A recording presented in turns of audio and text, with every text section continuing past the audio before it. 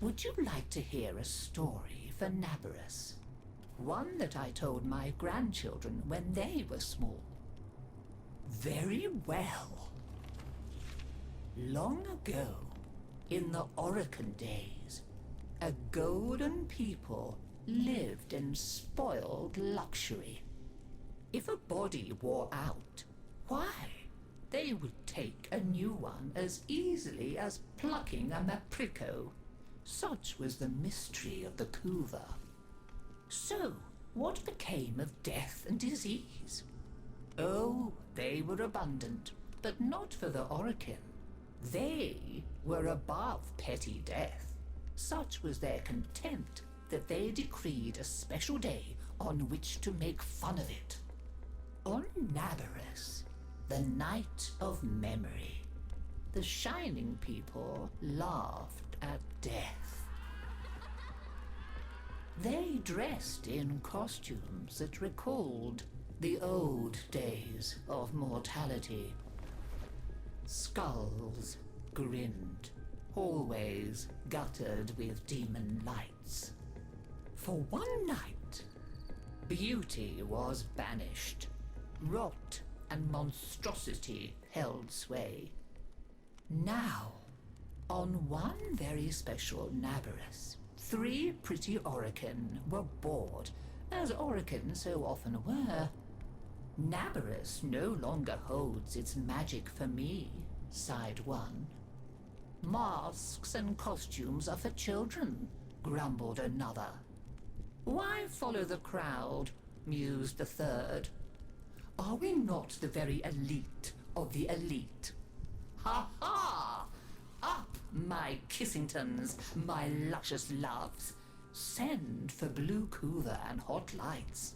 I have a sport that will mend all.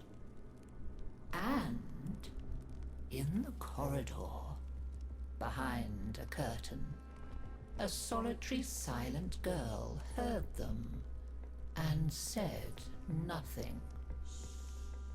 Then the 3 were very wicked. For what do you think they did? Down into the streets they went, and they caught 3 poor Ostrans and bore them back to their gilded halls.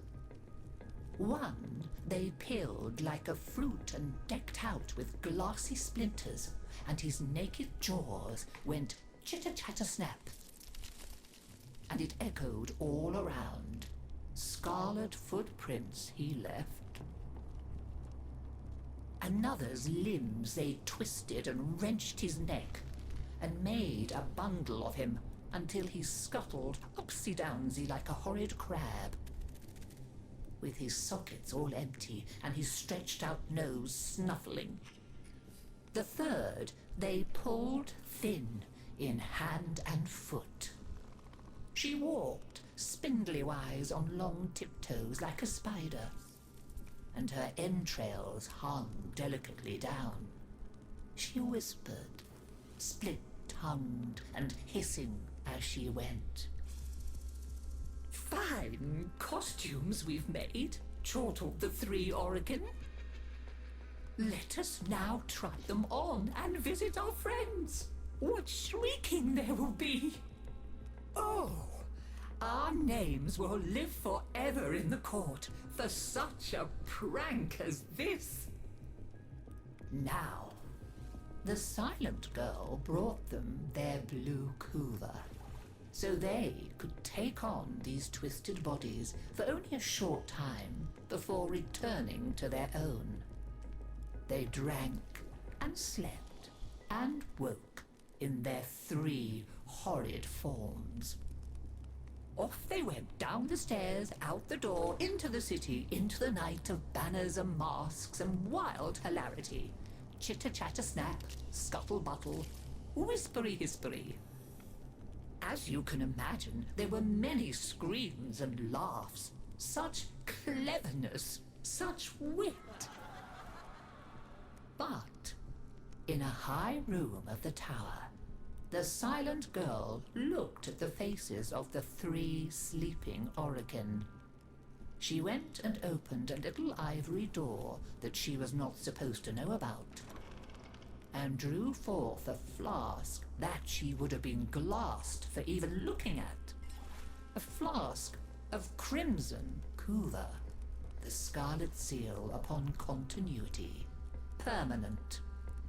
And she tipped it down 3 cruel throats.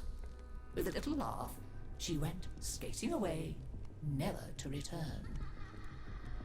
There were many screams that Naberus night, but when the sun came up, none screamed so loud as the 3 who found that they were trapped in the hideous bodies they themselves had fashioned forever and ever.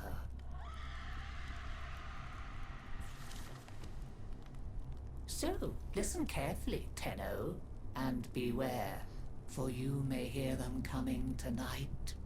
Whispery-hispery on long stalking bones, scuttle-buttle with his eyes all empty, and skinless, dripping-handed, chitter-chatter-snap. Happy Naberus!